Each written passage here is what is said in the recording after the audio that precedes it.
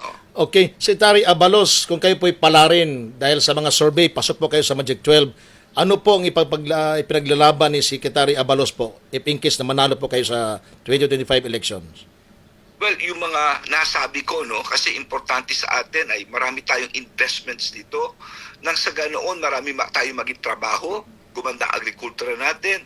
Kasi importante sa lahat dito, itong mga polisiyang to, sa nakita ko, alam nyo, naging mayor ako, naging congressman ako, naging chairman ako ng MMDA, naging Secretary of the Interior and Local Government, no? So nakita ko lahat ng facets na magagawa lamang kung bagong ating polisiya. At ang mga polisiyang ito ay nagkalat, no? Pero dapat unahin natin talaga ang istruktura ng gobyerno natin, yung tinatawag natin Local Government Code. Tapos susunod na yung iba dyan, yung tukol sa sikmura, tukol sa trabaho, no? Mga polisiya sa mga investments natin. Kasi alam mo, hindi naman sa pag-aano, Emir, yung ibang bansa, maliit lang sila. Maliit lang sa atin. Pero tignan mo, paano ka-develop sila. It's all because of these policies na ini-implementa ng tama. No? And of course, ang pagkakaisa ng bawat tao. Okay. Senator Binhor Abalos, alam po namin na busy po kayo, nag-iikot sa buong bansa. Kunin ko lang po siguro, Senator, yung mensahe ninyo sa mga kababayan natin dito sa Soc Sargent Region po.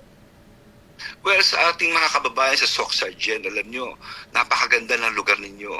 Napakayaman, no, ng natural resources ninyo. Napakabait na mga tao po dyan. No? Talagang ako tingnan dyan, talagang masaya ako dahil they're very welcoming. No? Itong yaman na ito ay ating pag-ingatan ng gusto, and itong growth area ninyo ay napakaganda ng gusto. Ito yung magagawa lamang sa tamang polisiya, tamang implementasyon. At tandaan nyo ito, walang bansang hindi umunlad nang walang pakikiisa ang gobyerno at ang tao. Dahil hindi kaya ng gobyerno mag-isa yan. Importante ang pakakiisa ng tao. Maraming salamat, Emir. Okay. At sa mga kaibigan po natin sa Soc Sargent. Good luck po, Senator Binhor Abalos. Okay. Salamat. So, yun na dungog mga kasama, ha? Live si atong umabot nga senador sa Pilipinas, Binhor Abalos.